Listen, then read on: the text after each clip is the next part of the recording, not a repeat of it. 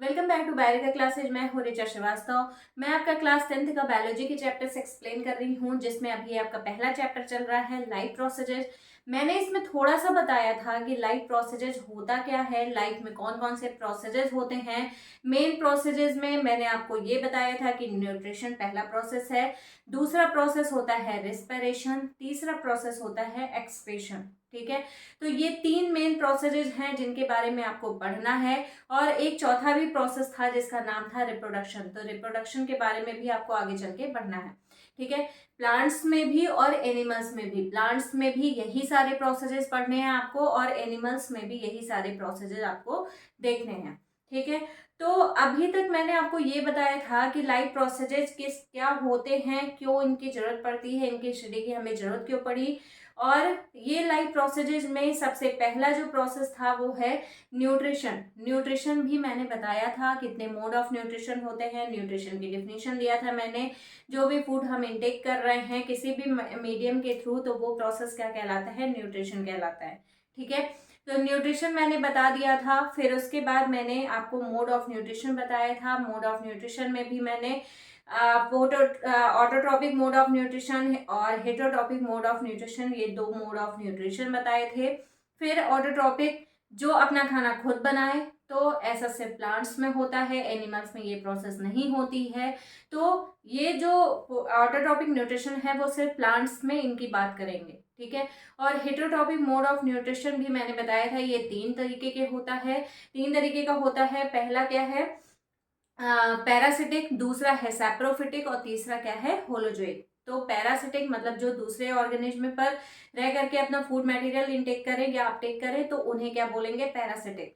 दूसरे living organism पर रह करके। ठीक है, और सैप्रोफिटिक का मतलब क्या होता है, ये भी दूसरी जगहों से फूड लेंगे, लेकिन वो डेड ऑर्गेनिक मैटर से फूड मटेरियल को लेते हैं। ठीक है, और तीसरा मोड ऑफ न्यूट्रिशन, तीसरा जो न्यूट्रिशन था हेटरोट्रॉपिक न्यूट्रिशन में, तीसरा पॉइंट जो था वो था होलोजोइक न्यूट्रिशन।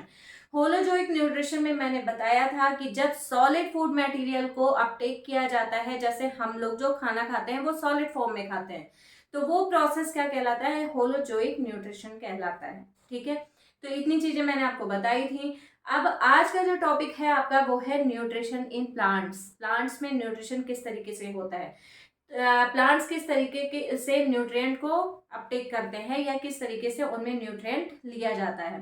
तो सबसे पहले तो प्लांट्स में जो मोड ऑफ न्यूट्रिशन होता है वो होता है ऑटोट्रॉपिक मोड ऑफ न्यूट्रिशन। ठीक है, ऑटोट्रॉपिक मोड ऑफ न्यूट्रिशन का मतलब क्या हुआ, ऑटो का मतलब होता है खुद, मतलब जो अपना खाना खुद बनाए उन्हें क्या बोलेंगे, ऑटोट्रॉपिक मोड ऑफ न्यूट्रिशन बोलते हैं। ठीक है, जो खुद ही या स्वयं ही अपना खाना बनाते हैं। ठीक है, तो अब न्यूट्रिशन जो प्लांट्स में होता है उसमें बहुत सारी चीजों की जरूरत पड़ती है। जैसे प्लांट्स को ऑटोट्रॉपिक न्यूट्रिशन करने की जरूरत क्यों पड़ी, सबसे पहले अगर हमें खाने की जरूरत है तो प्लांट्स को भी जरूरत है।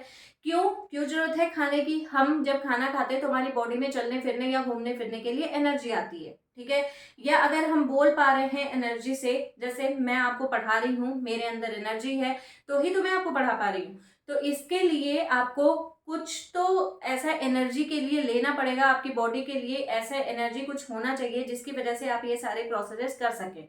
तो वो प्रोसेस कहाँ से मिलता है, वो न्यूट्रिशन या वो एनर्जी हमें कहाँ से आती है, जब हम फूड को अपटेक करते हैं या फूड को खाते हैं। ठीक है, तो सेम उसी तरीके से अब अगर हम फूड को ले रहे हैं तो यानी कि हम एक जगह से दूसरी जगह पर आसानी से जा करके हम फूड मटेरियल को ले रहे हैं। ठीक है, लेकिन प्लांट्स में ये प्रोसेस नहीं हो सकती, प्लांट्स एक जगह पे स्थिर रहते हैं, तो उन्हें फूड कहाँ से मिलेगा, वो फूड मटेरियल खुद ही अपने पास अपनी बॉडी में ही सिंथेसाइज कर लेंगे। जैसे हम क्या करते हैं, हम खाना खाते हैं, ऊपर से जो खाना खाते हैं वो हमारी बॉडी में जाकर के मेटाबॉलिक प्रोसेसेस होती हैं जिसकी वजह से एनर्जी आती है। लेकिन प्लांट्स में वो मेटाबॉलिक प्रोसेसेस हो तो रही हैं, लेकिन उन मेटाबॉलिक प्रोसेसेस के लिए एनर्जी उनको कहाँ से मिल रही है, जो खाना वो खुद बना रहे हैं। ठीक है, मतलब अगर हमें एनर्जी की जरूरत है तो हमें खाना बनाने के लिए भी एनर्जी की जरूरत पड़ेगी, लेकिन प्लांट्स को वो खाना बनाने के लिए बना करके ही एनर्जी मिलती है। जैसे प्लांट्स में क्या होता है, जब खाना बनाया जाता है तो उसके लिए कई चीजों की उन्हें जरूरत होती है, जैसे कार्बन डाइऑक्साइड की जरूरत पड़ती है उन्हें, ठीक है। दूसरी चीज उन्हें सनलाइट की जरूरत पड़ती है, तीसरी चीज उन्हें वाटर की जरूरत पड़ती है। अब ये सारी चीजें उन्हें मिलती कहाँ से हैं, और चौथी चीज है क्लोरोफिल। अब ये सारी चीजें उन्हें कहाँ से मिल रही हैं, तो सबसे पहले सनलाइट, आपको पता है इन्वायरमेंट से मिल जाएगा, ठीक है। अब वो सनलाइट जो उन्हें मिल रही है, उस सनलाइट को वो एनर्जी के रूप में यूज कर रहे हैं, ठीक है। वही एनर्जी आगे चल के उनको फूड बनाने के प्रोसेस में बहुत ज्यादा इंपॉर्टेंट रोल प्ले करता है, ठीक है। तो सनलाइट उन्हें कहाँ से मिल गई, इन्वायरमेंट से मिल गया, ठीक है। दूसरा चीज कार्बन डाइऑक्साइड, कार्बन डाइऑक्साइड भी हमारे इन्वायरमेंट में प्रेजेंट है, वो भी कहाँ से मिला उन्हें, हमारे इन्वायरमेंट से। वो इन्वायरमेंट में आया कहाँ से, जब हम ऑक्सीजन को लेते हैं और कार्बन डाइऑक्साइड को बाहर निकालते हैं, तो वो कार्बन डाइऑक्साइड हमारे इन्वायरमेंट में पहुंचता है, ठीक है। और उसी कार्बन डाइऑक्साइड को कौन ले लेता है, प्लांट्स ले लेते हैं, और उसके बदले में वो हमें क्या देते हैं, ऑक्सीजन। अभी मैं रिएक्शन बताऊंगी आपको। तो क्या हुआ कि सनलाइट प्लांट को इन्वायरमेंट से मिल गया, ठीक है। जो इन्वायरमेंट में सनलाइट मिल रही है उससे प्लांट्स को मिल गया, ठीक है। दूसरी चीज कहाँ से मिली, वो भी इन्वायरमेंट से मिली। तीसरी चीज वाटर, वाटर उन्हें कहाँ से मिलेगा, वो भी इन्वायरमेंट से ही मिलेगा, लेकिन वो कहाँ से मिलेगा, सॉइल से, ठीक है। प्लांट्स की रूट्स जो होती हैं वो क्या करती हैं, सॉइल से वाटर को एब्जॉर्ब करती हैं, ठीक है। क्योंकि सॉइल में वो बहुत डीपली जाकर के एंट्री करती हैं और वहां से वो रूट हेयर्स के थ्रू वाटर को एब्जॉर्ब करती हैं, ठीक है। यहाँ पर छोटे छोटे रूट हेयर्स होते हैं, इन्हीं रूट हेयर्स के थ्रू वो क्या करती हैं, वाटर को एब्जॉर्ब करती हैं। वाटर एब्जॉर्ब हुआ, वो कहाँ गया, वो पहुंचा कहाँ पर, स्टेम के पास, ठीक है। स्टेम में क्या प्रेजेंट है, ये स्टेम में, ये आपको पहले बताया गया होगा 9th क्लास में। मेरा वीडियो जाकर के इससे रिलेटेड जो जाइलम और फ्लोएम पे मैंने वीडियो बनाया है, वो वीडियो आप जाकर के देख सकते हैं। वहाँ मैंने प्रॉपर तरीके से एक्सप्लेन किया है कि किस तरीके से प्लांट्स रूट के थ्रू वाटर को एब्जॉर्ब करते हैं, और वो जाइलम वेसल्स के थ्रू होता हुआ प्लांट के डिफरेंट डिफरेंट पार्ट तक, या प्लांट्स के डिफरेंट पार्ट तक नहीं, प्लांट की लीव्स तक पहुंचता है, ठीक है। तो ये रूट्स के थ्रू वाटर को एब्जॉर्ब किया गया। वाटर कहाँ पहुंचा, स्टेम में, ठीक है, प्लांट के स्टेम तक पहुंचा। स्टेम में क्या होता है कि जाइलम और फ्लोएम वेसल्स पाए जाते हैं, ठीक है। ये इनके जो वैस्कुलर सिस्टम कहते हैं, जाइलम और फ्लोएम, ये दो इनमें वैस्कुलर सिस्टम के फॉर्म में ये प्रेजेंट होते हैं। तो पहला जो जाइलम होता है वो इस वाटर को एब्जॉर्ब करेगा या इस वाटर को लेगा, और इस वाटर को लेकर के वो कहाँ तक पहुंचाएगा, प्लांट की लीफ तक पहुंचाएगा, ठीक है। अब ये वाटर कहाँ पहुंच गया, प्लांट की लीफ तक पहुंच गया। कार्बन डाइऑक्साइड कैसे पहुंचा प्लांट की लीफ तक। अब एक क्वेश्चन ये उठता है कि प्लांट की लीफ में ही क्यों जा रहा है, ये स्टेम में क्यों नहीं आ रहा है, क्योंकि खाना तो प्लांट को ही बनाना है, तो वो चाहे स्टेम में बनाए या लीफ में बनाए, ठीक है। लेकिन प्लांट के पास लीफ में ही क्लोरोफिल प्रेजेंट होता है, जो कि फूड मटेरियल को सिंथेसाइज करने में बहुत इंपॉर्टेंट रोल प्ले करता है, ठीक है। प्लांट्स में जब मैंने आपको क्लास 9th में सेल पढ़ाया हुआ है, वहां पर मैंने आपको क्लोरोप्लास्ट एक्सप्लेन किया है, ठीक है। वो भी आप वीडियो अगर आपको देखना हो तो आप जाकर के देख सकते हो। तो वो क्लोरोप्लास्ट जो होता है वो एक तरीके का सेल ऑर्गेनल है, जिसमें छोटे छोटे माइन्यूट पार्टिकल्स पाए जाते हैं, जिन्हें बोलते हैं क्लोरोफिल, जिसकी वजह से प्लांट की लीफ का कलर ग्रीन होता है, ठीक है। तो वो ग्रीन कलर पिगमेंट जो पाया जाता है वो कहाँ पर प्रेजेंट होता है, क्लोरोप्लास्ट में। क्लोरोप्लास्ट में इसी पिगमेंट की वजह से फूड मटेरियल को सिंथेसाइज किया जाता है, या लीफ में क्लोरोप्लास्ट जो सेल ऑर्गेनल है उसमें क्लोरोफिल पिगमेंट पाया जाता है। वही क्लोरोफिल आगे चल के फूड मटेरियल को सिंथेसाइज करने में इंपॉर्टेंट रोल प्ले करता है, और ये क्लोरोफिल ओनली लीफ में ही पाया जाता है, इसीलिए फूड मटेरियल सिंथेसाइज कहाँ पर हो रहा है, प्लांट की लीफ में। इतनी बात समझ में आई। फिर अब प्लांट की लीफ में क्लोरोफिल भी है, ठीक है, वाटर भी पहुंच गया। कार्बन डाइऑक्साइड कहाँ से आया, एनवायरनमेंट से आया, लेकिन वो लीफ में कैसे पहुंचा, प्लांट की लीफ पे छोटे छोटे, जब इनका माइक्रोस्कोप की हेल्प से जब प्लांट के सेल की स्टडी की जाती है तो देखा जाता है वहां पर इस तरीके के स्ट्रक्चर पाए जाते हैं लीफ पर, ठीक है। लीफ के आउटर सरफेस, जैसे ये लीफ है, जब इनका स्ट्रक्चर स्टडी किया जाएगा तो ऐसे लीफ के आउटर सरफेस पर इस तरीके के स्ट्रक्चर दिखाई देते हैं। वो स्ट्रक्चर क्या कहलाता है, स्टोमेटा कहलाता है। ठीक है, ये स्टोमेटा में ओपनिंग एंड क्लोजिंग की प्रोसेस होती है, जिसकी वजह से कार्बन डाइऑक्साइड या कुछ अमाउंट में वाटर जो है वो एंट्री कर जाता है। ठीक है, जो एक्सेस वाटर होता है वो इसी के थ्रू बाहर, या जो कार्बन डाइऑक्साइड बनता है वो भी इसी के थ्रू बाहर निकाल दिया जाता है। ठीक है, इतनी बात समझ में आई। फिर अब क्या हुआ, कार्बन डाइऑक्साइड स्टोमेटा के थ्रू एंट्री कर गया लीफ में। ठीक है, क्या पहुंचा, वाटर पहुंचा, कार्बन डाइऑक्साइड पहुंचा, सनलाइट एनर्जी के फॉर्म में कहाँ पहुंचा, लीफ में। ठीक है, अब लीफ में सारी चीजें अवेलेबल हैं। ठीक है, जिसकी वजह से प्लांट्स में फोटोसिंथेसिस की प्रोसेस होती है। फोटो का मतलब होता है लाइट, सिंथेसिस का फोटोसिंथेसिस, लाइट के प्रेजेंस में फूड मटेरियल की सिंथेसिस करना ही क्या कहलाता है, फोटोसिंथेसिस कहलाता है। ठीक है, फोटो का मतलब क्या होता है, लाइट। फोटो, फोटो का मतलब क्या होता है, लाइट, और सिंथेसिस का मतलब होता है बनाना। ठीक है, लाइट के प्रेजेंस में क्या बनाना, फूड मटेरियल को सिंथेसाइज करना ही क्या कहलाता है, फोटोसिंथेसिस कहलाता है। ठीक है, और फोटोसिंथेसिस की प्रोसेस 3 स्टेप में टोटल कंप्लीट होती है। ठीक है, पहली प्रोसेस क्या है, absorption of sunlight energy by chlorophyll. जो सनलाइट को एब्जॉर्ब किया जा रहा है वो किसके थ्रू एब्जॉर्ब किया जा रहा है, क्लोरोफिल के थ्रू। प्लांट्स की लीव्स में क्लोरोफिल पिगमेंट पाया जाता है, जिसके थ्रू सनलाइट को एब्जॉर्ब किया जाता है प्लांट की लीव्स के द्वारा। ठीक है, तो अब सनलाइट को सबसे पहले एब्जॉर्ब किया गया क्लोरोफिल के थ्रू। दूसरा स्टेप क्या हुआ, conversion of light energy into chemical energy. अब यहाँ पर लाइट एनर्जी को केमिकल एनर्जी में कन्वर्ट किया जाएगा। जो सन से जो एनर्जी आ रही है उसे हम क्या बोलते हैं, लाइट एनर्जी, क्योंकि वो लाइट के फॉर्म में ही तो मिल रही है, तो वो क्या कहलाती है, लाइट एनर्जी कहलाती है। ठीक है, उस लाइट एनर्जी को यहाँ पर किस फॉर्म में कन्वर्ट कर दिया जाता है, केमिकल फॉर्म में। ठीक है, केमिकल एनर्जी के फॉर्म में। अगर वो केमिकल एनर्जी के फॉर्म में कन्वर्ट नहीं होगा तो फोटोसिंथेसिस की प्रोसेस भी नहीं हो पाएगी। ठीक है, तो लाइट एनर्जी को केमिकल एनर्जी के फॉर्म में कन्वर्ट कर दिया जाता है। तीसरा स्टेप क्या हुआ, और यहीं पर एक और स्टेप होता है, वाटर की स्प्लिटिंग होती है। ठीक है, वाटर जब स्प्लिट होता है, स्प्लिट का मतलब होता है टूटना। जब वाटर के मॉलिक्यूल्स ब्रेक डाउन होते हैं तो ब्रेक डाउन होने के बाद वो क्या बनाएंगे, जाहिर सी बात है हाइड्रोजन बनाएंगे, ऑक्सीजन बनाएंगे। ठीक है, और यही हाइड्रोजन आगे चल के ग्लूकोज के फॉर्मेशन में इंपॉर्टेंट रोल प्ले करेगा। तो दूसरी प्रोसेस इसी दूसरे स्टेप में हुई क्या, splitting of splitting of water या वाटर मॉलिक्यूल। वाटर मॉलिक्यूल की स्प्लिटिंग होगी तो जाहिर सी बात है दो ही चीजों से बना ही है वाटर।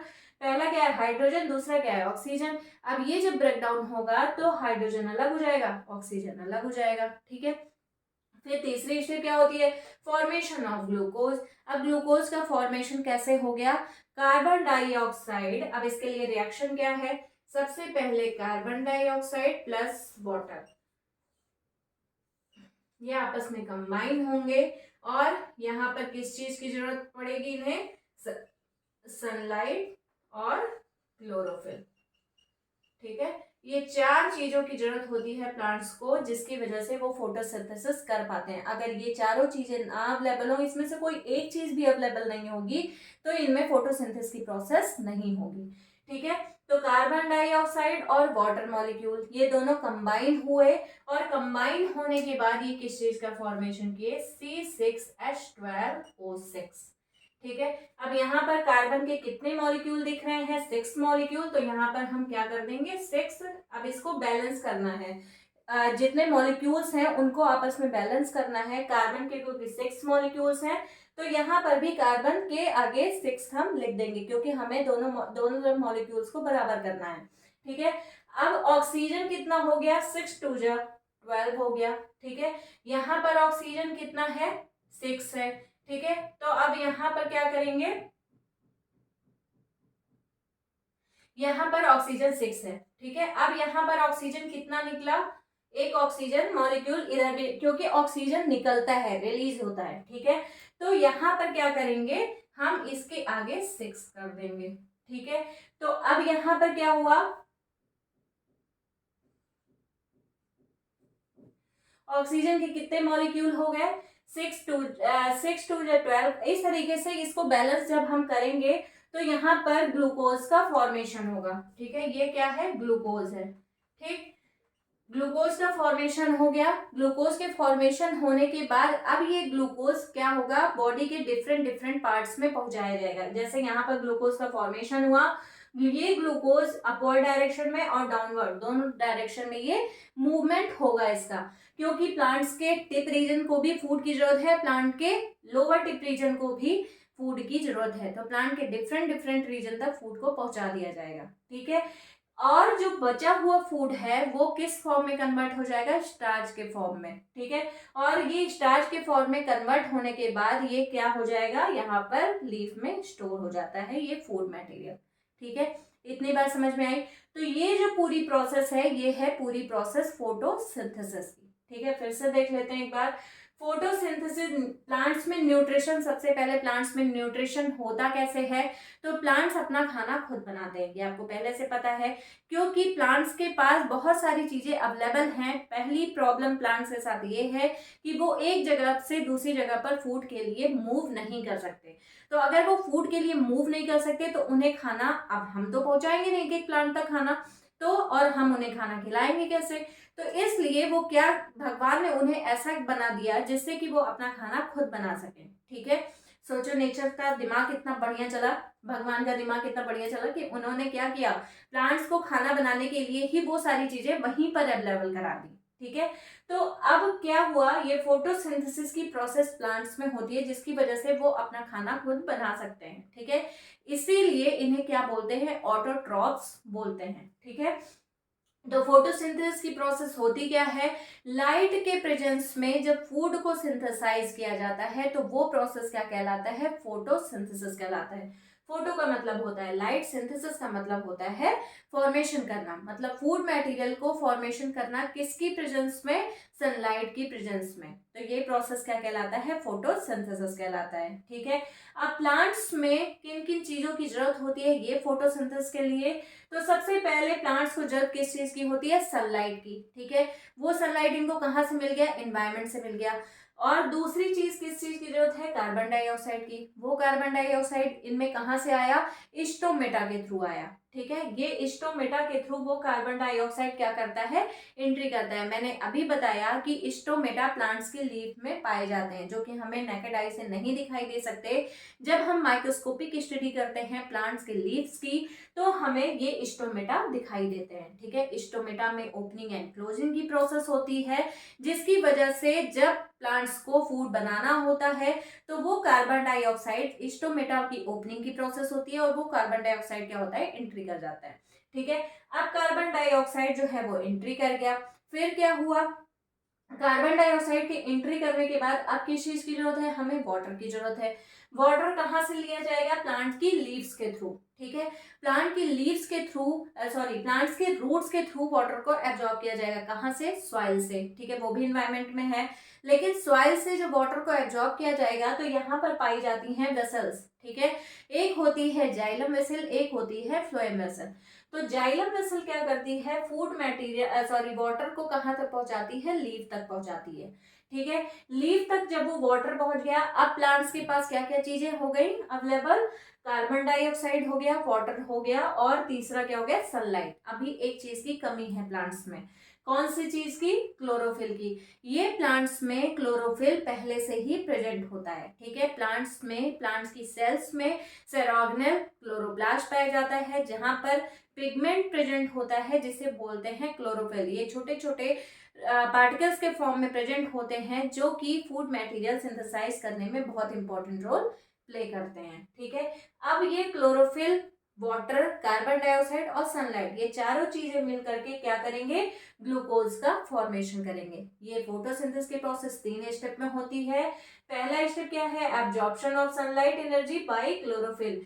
प्लांट की लीफ में जो क्लोरोफिल प्रेजेंट है वो क्लोरोफिल सनलाइट एनर्जी को एब्जॉर्ब करेगा, सन से लाइट एनर्जी को एब्जॉर्ब करेगा, और फिर उस एनर्जी को क्या किया जाएगा, केमिकल एनर्जी में कन्वर्ट किया जाएगा। ये प्रोसेस कौन सी हो गई, दूसरा स्टेप हो गया ये। फिर केमिकल एनर्जी में कन्वर्ट किया गया लाइट एनर्जी को, और दूसरी प्रोसेस इसी में क्या हो गई कि स्प्लिटिंग ऑफ वाटर, यानी कि वाटर मॉलिक्यूल का स्प्लिटिंग की प्रोसेस होगी और हाइड्रोजन और ऑक्सीजन इसमें से अलग हो जाएंगे। ठीक है, फिर तीसरा स्टेप क्या हो गया, फॉर्मेशन ऑफ ग्लूकोज। फाइनली क्या फॉर्मेशन हो जाता है, किस चीज का, ग्लूकोज का फॉर्मेशन हो जाता है। ठीक है, यहाँ पर आप रिएक्शन भी देख लो, carbon dioxide plus water, sunlight और क्लोरोफिल की जरूरत है, फिर यहाँ पर ग्लूकोज का फॉर्मेशन हो गया और ऑक्सीजन जो है वो रिलीज हो गया। रिलीज का सिंबल ये होता है। ठीक है, तो ऑक्सीजन जब रिलीज हो जाएगा तो अब जो ग्लूकोज बना है उस ग्लूकोज को क्या किया जाएगा, प्लांट्स में अपवर्ड और डाउनवर्ड दोनों डायरेक्शन में मूवमेंट कराया जाएगा। तो प्लांट्स के टिप रीजन तक भी फूड को जरूरत है और प्लांट के लोअर टिप रीजन तक भी, यानी कि रूट में भी फूड की जरूरत पड़ती है। ठीक है, तो दोनों ही डायरेक्शन में फूड मटेरियल को भेजा जाएगा, जो भी फूड मटेरियल बनाया गया है। ठीक है, अब जब ग्लूकोज भेज दिया गया, जितना एक्सेस अमाउंट में प्लांट्स को जरूरत थी भेज दिया गया, अब जितना और बचा हुआ फूड है उसको किस में कन्वर्ट कर दिया जाएगा, स्टार्च में। ठीक है, स्टार्च में स्टार्च के फॉर्म में फूड मटेरियल प्लांट के लीफ में स्टोर हो जाता है। ठीक है, अगर इन चारों चीजों में से किसी भी एक चीज की कमी होगी तो प्लांट्स में फोटोसिंथेसिस की प्रोसेस नहीं होगी। ठीक है, और ये एक्सपेरिमेंट करके भी इसको प्रूव किया गया है कि ये चारों चीजें प्लांट्स के लिए बहुत ज्यादा नेसेसरी हैं। तो ये हो गया आज का टॉपिक आपका, फोटोसिंथेसिस।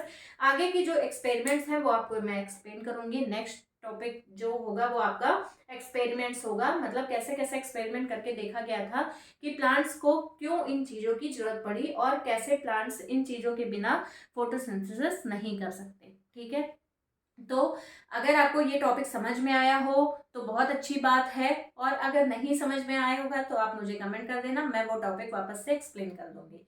ठीक है, तो अगर आपको मेरे वीडियोस पसंद आ रहे हो तो प्लीज़ मेरे चैनल को लाइक करें, शेयर करें एंड सब्सक्राइब करें। Thank you.